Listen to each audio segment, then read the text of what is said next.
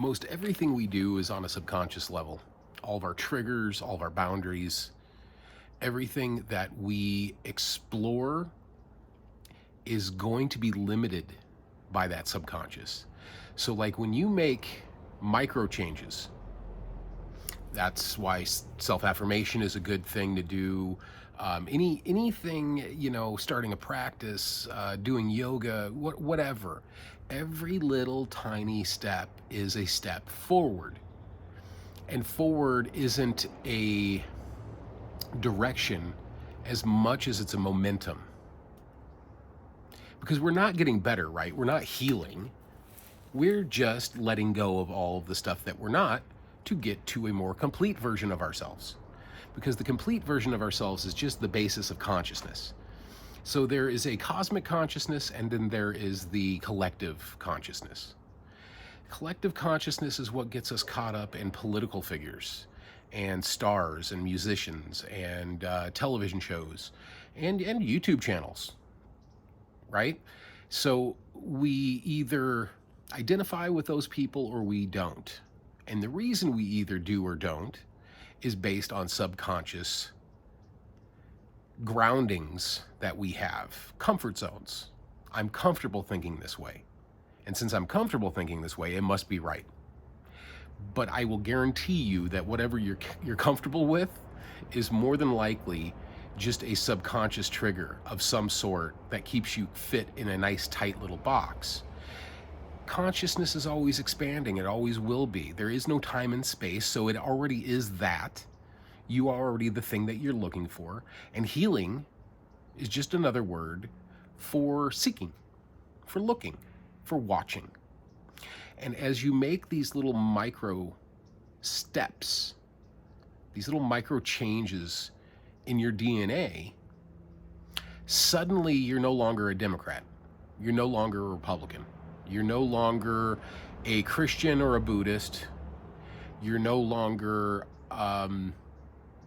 under the impression that one thing is somehow magically better than another. And then the idea of paradox starts opening up, which will make you feel crazy. Because you go, well, how can they both be right? Well, because everybody's kind of right in a weird sort of way. The truth is relative, and that truth is also paradoxical. Because we can look at one thing in many, many different ways, and then that's all based on subconscious programming. So if your parents talk to you, or talk down to you, talked to you in a way that made you feel smaller, then subconsciously, every time that somebody else does the same thing, you cower. You agree just so you won't have to disagree. Because there are no arguments, there's disagreements. And so you can just go, I don't agree with that, and you don't have to embellish upon that. You don't really have to explain yourself. Because you're not changing anybody's mind, you're changing your own. So those little tiny micro challenges, itty bitty little things, changing it up just a little bit. Instead of using your dominant hand to brush your teeth in the morning, use your non-dominant hand. It's awkward as hell, but it retrains the brain to accept new things as possibilities. None of us are right-handed or left-handed. We had to choose, right? We had to choose at some point when we were little. I remember I was ambidextrous when I got into kindergarten, and they made me choose a hand, and I just so happened to choose the right hand. Was it the right one? No, absolutely not. The model for that is that we want some type of unilateral agreement. You can be left-handed, but just pick it. Don't go outside the box. We like the box just the way it is. Don't you dare challenge it. And on a subconscious level, that's what we're doing to ourselves. We like the programming. We enjoy our suffering. You don't think you are in the moment, but without it, what would you do? What would you do if you weren't complaining to yourself all the time? Alan Watts said something where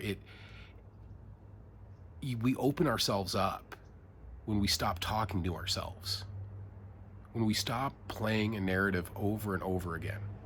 And that's not some easy thing to do because you are always in thought, but you can create space between your thoughts and who you actually are.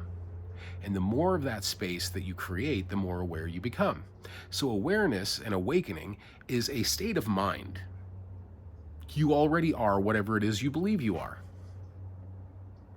Try to tell somebody that thinks they're enlightened that they're not enlightened. Or try to tell them that there's no end to enlightenment. It doesn't stop.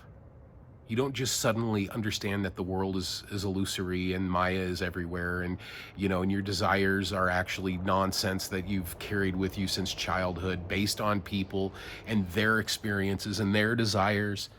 It's ridiculous is what it is, but there's no book, right? There's no book that tells you all this stuff. The book that tells you this is the silence that you hold in those most uncomfortable portions of your life. The very most uncomfortable moments of your life, if you maintain a degree of silence, the answers just come. The right people show up in your life. The thing that you're always looking for, the big desire, it just happens. You meet the love of your life. You meet your best friend. You meet the guy that's going to give you the job so you can buy that new car. You'll get the audience that you so desire. And that's the thing with manifestation, and that's why I have such a hard problem with the manifestation channels and all of the weird bubblegum spirituality stuff, because it's not love and light. It's not as easy as snapping your fingers. Just change your mind. Sure. It's a process. It's an everyday thing. You are not able to sit down quietly and watch your thoughts for 40 minutes the very first time you sit down. It's a practice. You're not just going to pick up a set of drumsticks and knock out some great jazz piece or some polyrhythmic, rhythm section. It's just not going to happen. Very, very rarely. You'd have to be a Mozart type of a person, and that's extremely rare. And we don't really know exactly what makes that type of genius, why that happens. We don't know what makes guys like Tesla or Einstein or Stephen Hawking. We really don't. Part of it is in their genes, and then we think that IQ makes a difference, and then we're really not sure about that because sometimes people have great IQs and have terrible lives, and because they overthink everything because that's what they thought they needed to do in order to get the answers.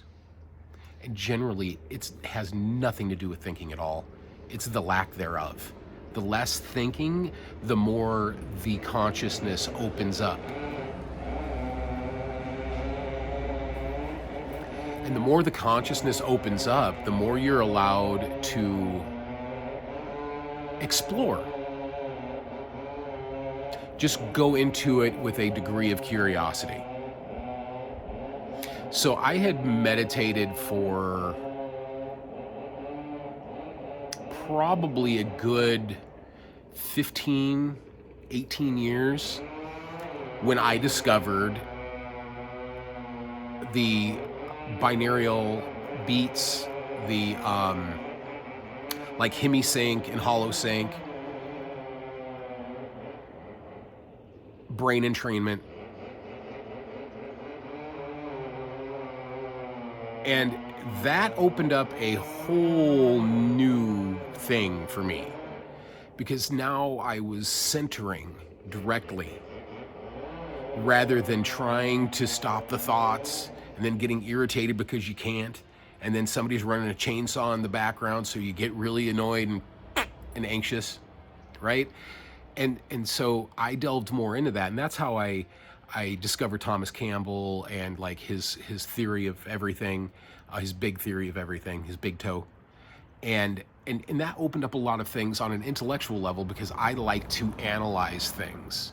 Not as much anymore, but I really did. I wanted to know what the hell I was doing when I was doing it.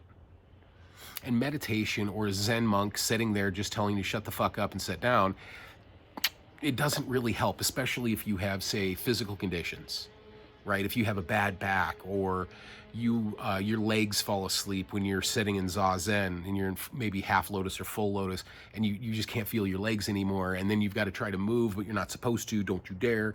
And it's just this. And so the Monroe Institute, when they did a lot of stuff, and a lot of this, the CIA papers and all that came out, it allowed us to lay down. It allowed us to maybe sit in a comfortable chair. It allowed us these out-of-body experiences that science is now confirming, because they've always been there. The mystical isn't very mystical. We want to pretend it is. It's not as mystical as we make it out to be. So making these little tiny steps along the way, like, all right, you want to be able to do 200 push-ups. You're going to start out by doing 25 push-ups at a time. Then you're going to up it to like 25 push-ups twice a day. Then 3 times a day. Then 30 push-ups 3 times a day. Then 40 push-ups 3 times a day. And the next thing you know, you will get to a point where you can do 200 push-ups right off the bat. I mean, it takes a lot. It's not going to be overnight. You don't run a marathon the first time you have legs. It takes process. So the consciousness takes process too. Because the subconscious is a very, very powerful thing. I just had a major revelation the other day with a friend of mine said something, and it triggered something, and I saw it immediately. Because like you can feel it in the body. And I usually get it in my back, or I get the sweats. And I go, okay, what's this? And you just kind of like center on that. And I realized that I had been doing something subconsciously for a long time and hadn't been aware of it. So this process is continuing. It's you talk to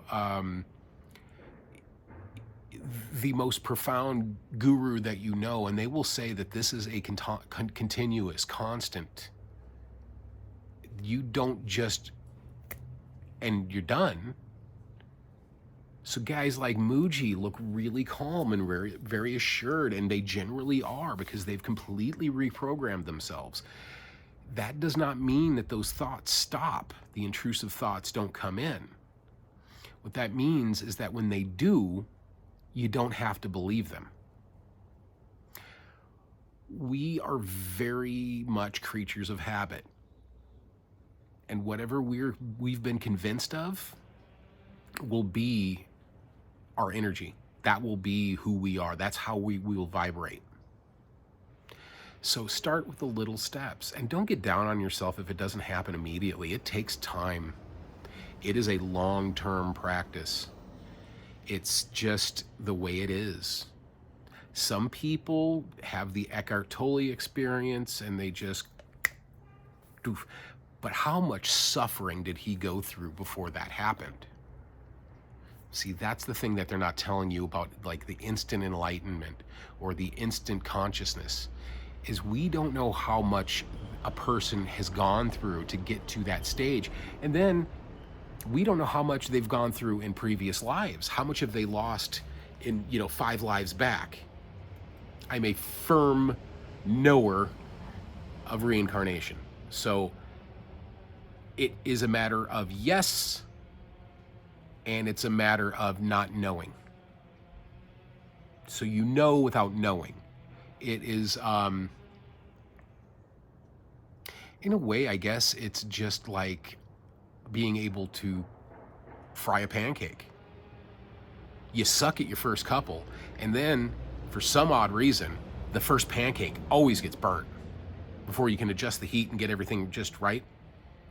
And then maybe you become the greatest pancake chef in the world, and everyone comes out perfect. Until they don't. So there is a deep-seated knowing to certain things, and you don't need to logic it out. You just know it. It feels correct. I'm very much about correct or incorrect, and that really reflects into my life, not in anybody else's. I'm not really concerned with what other people are doing around me, as long as I'm doing the thing that feels correct to me. Right, wrong, or indifferent. It's just integrity. It's just being yourself constantly. It's part of the nature of Stoicism, of Taoism, the way. It's unexplainable. It doesn't have a way in order to write it out so other people will understand it perfectly first time. That's why there are so many religious beliefs, so many spiritual beliefs, so many gurus. There's been so many gurus, and they all say the similar things in a different way. Like Osho, he was flashy, right? He was just fancy. And it was just a different way of explaining the same thing that Buddha was talking about. And then you have Muji, and it's a nice, calm, loving, peaceful way. You have Ram Dass. It's all love all the time. And he did some drugs, and so people had this really weird misconception of him because he had done some psilocybin and some LSD, with Timothy Leary. But the reality is whatever the key is that unlocks your door is the one that you need to unlock your door, because the consciousness is always the same. The path to get there is a little different. It's like the story when Ram Dass dosed his guru and it didn't do anything, didn't work. And I've seen that kind of thing firsthand, where somebody takes a large dose of LSD or a large dose of psilocybin and nothing happens. And they just go, what? Because they're already there. Drugs induce a certain state of being. It takes away a lot of the dirt, the surface dirt, and allows you to be in a particular place of awareness, of consciousness. And some people do that over long periods of time. They do ayahuasca, DMT, whatever the thing is, the psychedelic that they take. And they do it over a long period of time, and it eventually starts clearing away the nonsense, and you're able to see it a little easier. It's like with awareness. You're not aware that you do the things you do until you're aware of the things that you're doing. So in that is the progress and the path. So you don't get down on anybody for what they believe in or what book they read, who they love, why they love them, what people do with their genitalia. Who gives a shit? Seriously. Well, it's going to be the down... Yeah, it's not going to be anything. It's been here since the beginning of time. You don't make people gay. You don't make people straight. We are as we are, and we accept each other in those manners, and that really allows us to just be better suited for consciousness. So if you're trying to work on your consciousness, be conscious of your consciousness. Be conscious of the triggers, the feelings in the body. You'll get uncomfortable. Things will tense up. You should be loose all the time. I mean, besides maybe some people having some deformities or irregularities or what have you, nerve damage. I mean, there's tons of different things. So beyond that, though, feel where you're holding tension, because that's good indication that you're going through something and you're trying to ignore it. You're trying to pass it up so you can just be comfortable all the time. And in the suffering is the liberation. In the discomfort is the comfort. And unfortunately, that's where we're at. And until we get it, the world is going to be the way the world's going to be. You're not going to stop it. Your opinion of it isn't going to change it. Your actions, how you respond, that's what's going to change it. There's this idea that as you gain consciousness and you open your chakras, which are kind of just metaphorical for spirit, that you start attracting certain things to you, people that need help in that area, and that you put off a type of aura It's a magnetic field of responsiveness to peace. Now, the exact opposite is also true. So when you're disturbed on the inside, nobody wants to play with you. Nobody wants to hang out at the park with you. They don't want to go see a movie with you. They don't want to go out to dinner with you. They don't want to be your significant other. When you're holding discontent, a lot of it, massive degrees of it, and you're not aware of it, the woe is me people, come on. There's certain people that enter a room and it just sucks the air right out. And some people walk away and leave. The person at the party that always got overly trashed and made an ass of themselves, became a blubbering mess on the floor. You don't really want to be around that because it's just not who we are. And it's not who they are either. They just don't know that yet. Because we can get caught up in things subconsciously, consciously. We get caught up in old stories and old narratives that we pretend to be true. So sit with it. I think it was Robert Adams that said, when you're alone, be silent. Every opportunity you get. If you can be by yourself for 12 hours a day, don't distract yourself with anything. Nothing. Let nothing get in the way of your silence. And you will see miracles happen. Things will come up like you wouldn't believe. And then one of your favorite things becomes solitude, being quiet, being in a quiet space, no distractions, no outside noise. So then when the outside noise and distractions happen, you don't pay any attention because it's Maya, it's noise. Just noise. And that's pretty much all of us. All of our thoughts, our feelings, the emotions that come in and out, they're all distractions to who we really are. We're loving beings, and loving beings aren't the love we were taught, the romanticized version of love, the Shakespearean version of love. Love is being as nice to somebody and as kind to someone to make them their happiest, because that leaks out, and that's a compassionate act. An act of compassion and kindness is loving somebody else in the way you've already figured out how to love yourself.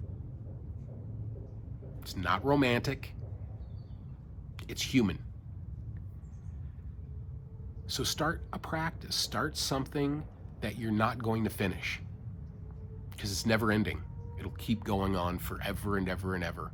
And it gets better every fucking day. As always, much love.